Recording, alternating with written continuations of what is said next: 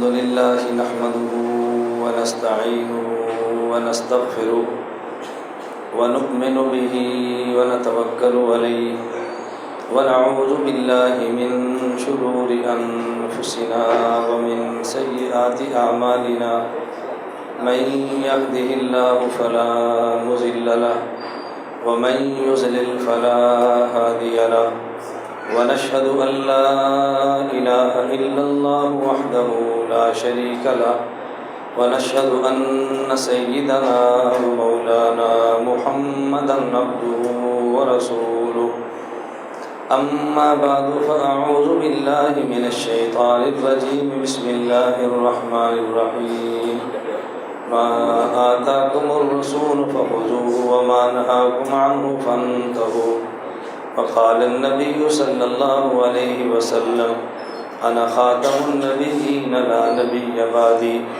اللهم صل على محمد وعلى آل محمد كما صليت على إبراهيم وعلى آل إبراهيم إنك حميد مجيد اللهم بارك على محمد وعلى آل محمد كما باركت على إبراهيم وعلى آل إبراهيم إنك حميد مجيد۔ حضور اکرم صلی اللہ علیہ وسلم کا ارشاد مبارک جو میں نے آپ کی خدمت میں تلاوت کیا ہے، بہت کم مسلمان ایسے ہوں گے جنہوں نے اس ارشاد مبارک کو نہ سنا ہو۔ ضرورت اس بات کی ہے کہ بندہ حدیث کو سنے پھر حدیث کو سمجھے۔ بعض لوگ حدیث کو سنتے نہیں اور بعض لوگ سنتے ہیں لیکن حدیث کو سمجھتے نہیں، اس لیے احادیث کا سننا بھی ضروری ہے اور احادیث کا سمجھنا بھی ضروری ہے۔ حضور اکرم صلی اللہ علیہ وسلم نے فرمایا انا خاتم النبیین لا نبی بعدی، میں آخری نبی ہوں اور میرے بعد کوئی نبی پیدا نہیں ہوگا۔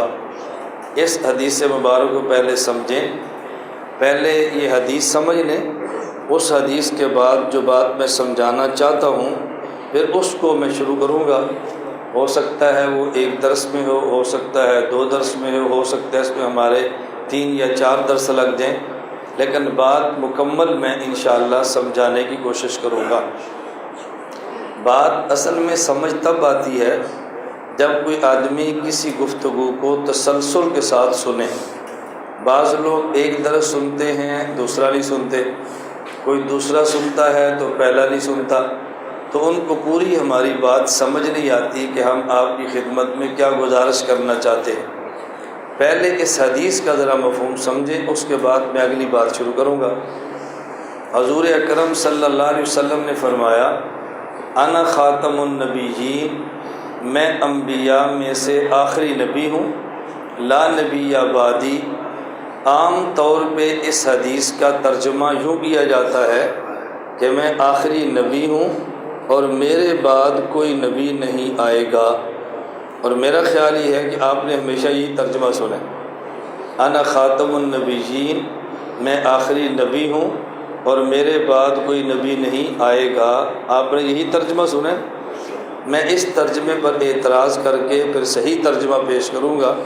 میں نے کئی بار آپ کی خدمت میں عرض کیا ہے کہ میں آپ کے مسلک کی خطابت نہیں کرتا بلکہ آپ کے مسلک کی وکالت کرتا ہوں۔ وکیل سمجھتا ہے میں ایسی بات کروں کہ جس پر اعتراض کا موقع نہ ملے۔ خطیب نے نہ جواب دینا ہے نہ اس کو ایسے غرض اعتراض ہوا تو فرق کیا پڑے گا؟ ان پر جب اعتراض ہوگا تو ان نے آپ کو کہنا ہے کہ مولانا ریاض گھومر صاحب کو بلا لو، تو جب اعتراض ہو تو پھر ہماری باری آتی ہے، وہ جب اعتراض نہ ہو تو پھر خطبہ کی بارش ہوتی ہے۔ اس لیے میں ترجمہ وہ کرنے لگا ہوں کہ جس پر اعتراض نہ ہو۔ پہلے آپ سمجھیں کہ اس ترجمے میں سقم اور کمزوری کیا ہے۔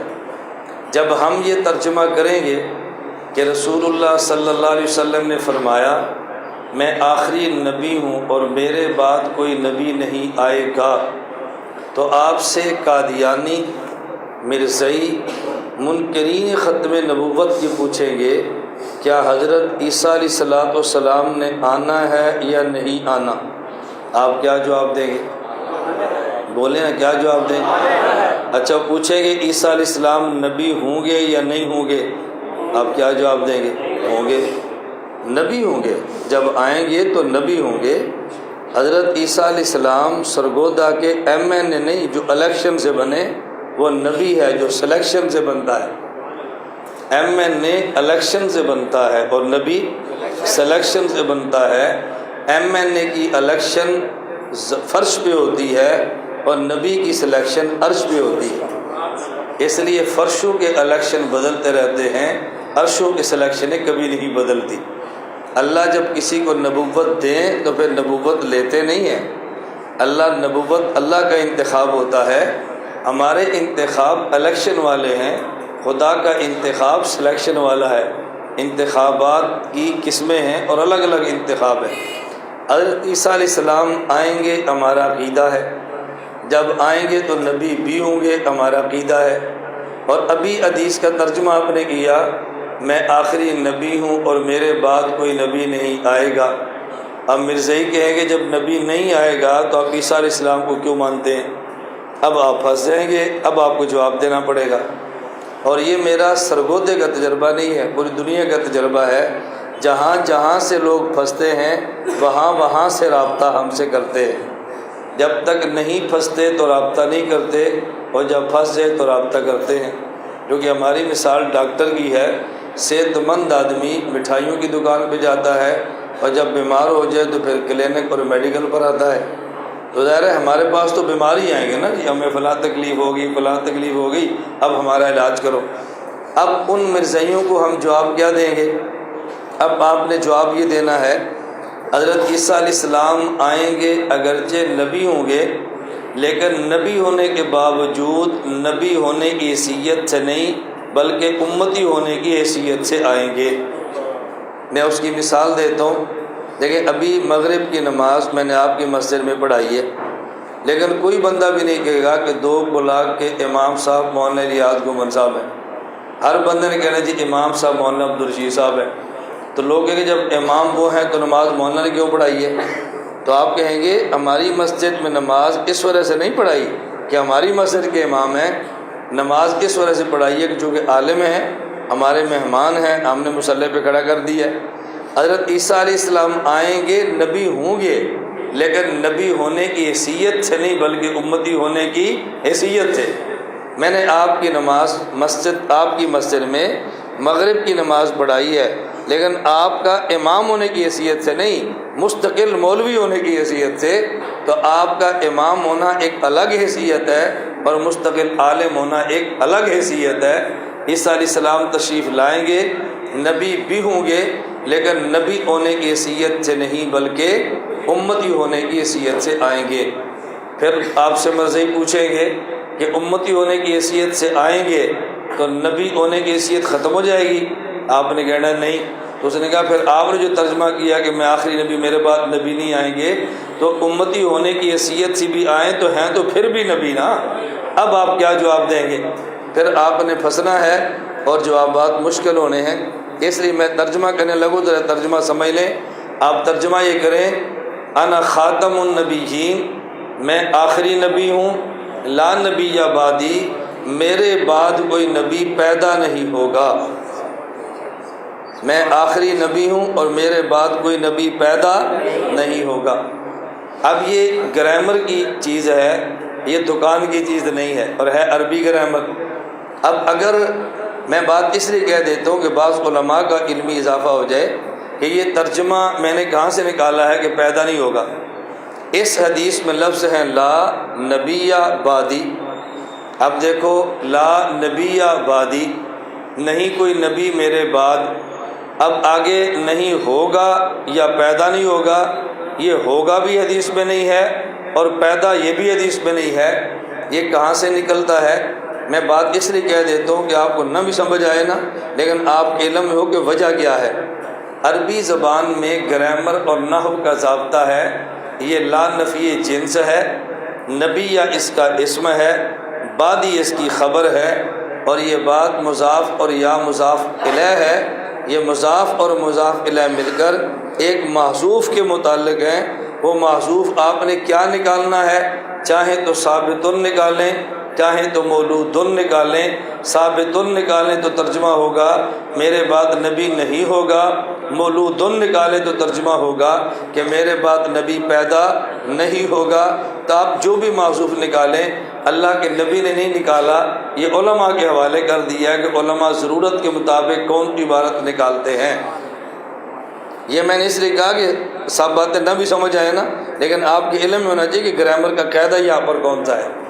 اس پر میں ایک واقعہ سنایا کرتا ہوں، آپ کو بھی پیش کر دیتا ہوں۔ بس اوقات بعض لوگوں کو میرے بیان پر تعجب ہوتا ہے کہ مولانا یہ بات جب عوام کی نہیں تھی اور یہ بات عوام سمجھ نہیں سکتی تھی تو یہ بات عوام میں آپ نے کیوں بیان کر دی ہے؟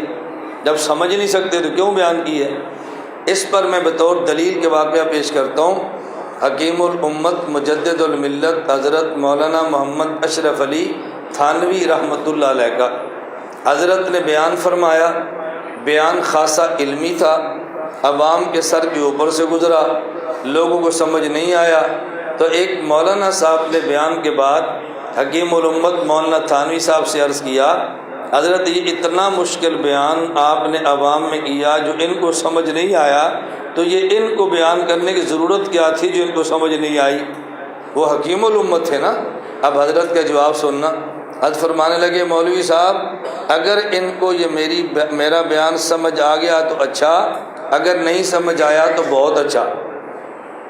مولوی صاحب نے کہا، حضرت ہمیں تو آپ کا یہ جملہ بھی سمجھ نہیں آیا کہ بیان سمجھ آ گیا تو اچھا، نہیں سمجھ آیا تو بہت اچھا، ہمیں تو آپ کا یہ جملہ بھی سمجھ نہیں آیا۔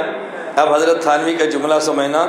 حضرت تھانوی فرمانے لگے، اگر میرا آج کا بیان سمجھ آ گیا تو اچھا، کہ جو مسئلہ میں سمجھانا چاہتا تھا ان کو سمجھ آ گیا تو اچھی بات ہے، اور اگر میرا بیان سمجھ نہیں آیا تو بہت اچھا۔ کیوں ہے؟ یہ عوام اس وقت گمراہ ہوتی ہے جب یہ اپنے مولوی کے علم کی قائل نہیں ہوتی۔ یہ دائیں بائیں منہ مارتے ہیں، کبھی ادھر سے CD دیکھ لی، ادھر سے کیسٹ سن لی، ادھر سے کتاب پڑھ لی، ادھر سے رسالہ پڑھ لیا۔ اپنے مولوی کا علم تھوڑا سمجھتے ہیں اور گمراہ کرنے والے کا علم زیادہ سمجھتے ہیں، تو سمجھتے ہیں ہماری مسجد کا مسئلہ غلط ہے، اس مسجد کا مسئلہ ٹھیک ہے، تو شرل کر کے ادھر ہو جاتے ہیں۔ اور جب ان کے ذہن میں یہ بات بیٹھ جائے کہ ہمارے مولوی صاحب اتنے بڑے عالم ہیں کہ ہم ان کا علم تک نہیں پہنچ سکتے، تو پھر ان کے بعد دلیل نہ بھی ہونا، یہ گمراہ نہیں ہوتے۔ ان کو اگر آج کا میرا بیان سمجھ نہیں آیا تو ان کو یہ تو پتہ چل گیا کہ مولوی اشرف علی عالم کی طرح بڑا ہے، اب یہ کبھی گمراہ نہیں ہوں گے، میرے مقابلے میں کسی اور بندے کی بات سننے کے لیے تیار نہیں ہوں گے۔ میں بات کرتا ہوں، آپ کی مسجد کا عالم، آپ کی مسجد کا امام، آپ کی مسجد کا خطیب یا آپ کا پیر اور مرشد جس سے آپ کی بیعت ہے، اگر آپ کے دماغ میں اس کی علمی طاقت مسلم ہو نا، آپ کے پاس اپنے مسلک پہ دلائل نہ ہو، اپنے مسئلے پہ دلیل نہ ہو، لیکن آپ کو یہ پتہ ہو کہ جس عالم سے میرا تعلق ہے اس کے پاس مسائل پہ دلائل بہت ہیں، کوئی بندہ آپ کے مسئلے کے خلاف 100 دلیلیں بھی دے تو آپ کو بدل نہیں سکتا۔ کیوں؟ آپ کا ذہن بنا ہوا ہے اس مسئلے پہ میرے پاس دلیل نہیں ہے، لیکن میرے شیخ صاحب کے پاس ہے، میرے امام صاحب کے پاس ہے، میں ان پڑھا، میرے کو نہیں، میں استادہ کو پوچھ لوں گا۔ اب آدمی گمراہ کبھی نہیں ہوگا۔ تو میں نے عرض کیا کہ ترجمہ ہی کریں گے۔ اللہ کے نبی نے فرمایا، انا خاتم النبیین، میں آخری نبی ہوں، لا نبی بعدی، میرے بعد کوئی نبی پیدا نہیں ہوگا۔ اب اعتراض اس لیے نہیں کہ حضرت عیسیٰ علیہ السلام پیدا نہیں ہوں گے، بلکہ عیسیٰ علیہ السلام آسمان سے نازل ہوں گے۔ حضور سے پہلے پیدا ہوگے، آسمان پہ جانا اور وہاں سے نازل ہونا یہ الگ بات ہے، اور بعد میں پیدا ہونا یہ الگ بات ہے۔ عیسیٰ علیہ السلام نازل ہوں گے، مرزا پیدا ہوا ہے، ایک حضور کے بعد نازل ہونا ہے، ایک حضور کے بعد پیدا ہونا ہے۔ اللہ کے نبی نے پیدا ہونے کی نفی فرما دی ہے اور نازل ہونے کا اقرار فرما لیا ہے۔ اس لیے ہم عیسیٰ علیہ السلام کو مانتے ہیں، وہ نازل ہوں گے۔ مرزا قادیانی کو نہیں مانتے، وہ حضور کے بعد پیدا ہوا ہے۔ یہ بات اچھی طرح ذہن نشین فرما لیں۔